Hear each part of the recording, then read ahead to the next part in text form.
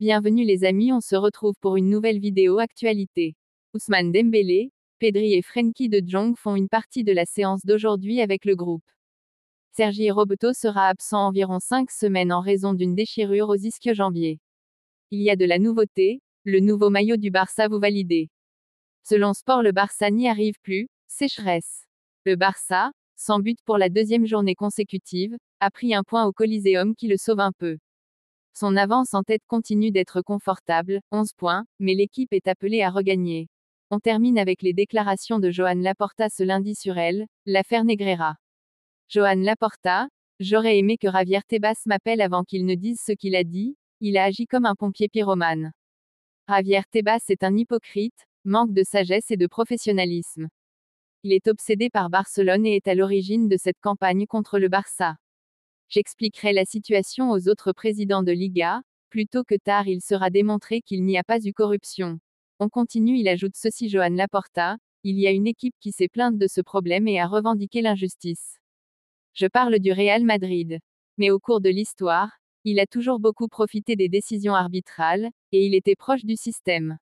Depuis 70 ans, les responsables du système d'arbitrage sportif du pays sont membres ou anciens joueurs du Real Madrid. Le Real Madrid est l'équipe du régime. On le sait, leur proximité avec le pouvoir économique, politique. Depuis 70 ans, la majorité des présidents du comité d'arbitrage étaient sociaux du Real Madrid. Que ce club se mette dans cette histoire et considère avoir été attaqué, c'est une blague. Joan Laporta, je m'adresse au président de la Liga, Javier Tebas. Sa conduite a été irresponsable et peu professionnelle. Sa conduite a fait du mal à l'institution que nous dirigeons, comme envoyer des documents qui s'avèrent être faux. Que Tebas arrête avec ses polémiques, il n'aide pas la Liga, il dénigre même le championnat. Le pire, c'est qu'il a voulu démontrer quelque chose de faux. On a toutes les preuves.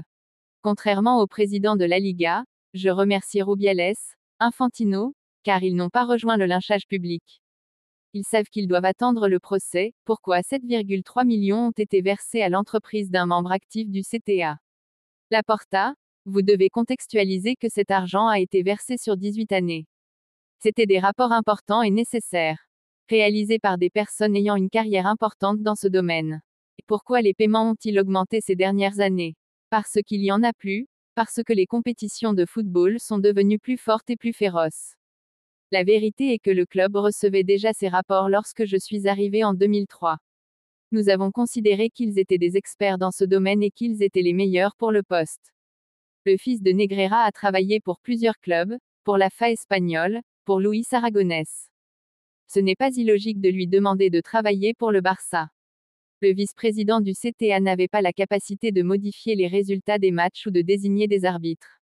J'insiste. C'est ce que dit l'article 29 de la RFEF. Cette hypothèse selon laquelle cet homme aurait eu une influence sur les décisions arbitrales est fausse. Voici l'essentiel des propos de Joan Laporta. Que pensez-vous de ces affirmations? Êtes-vous convaincu que le Barça est innocent? Je vous invite à lâcher le pouce bleu si vous avez apprécié le contenu.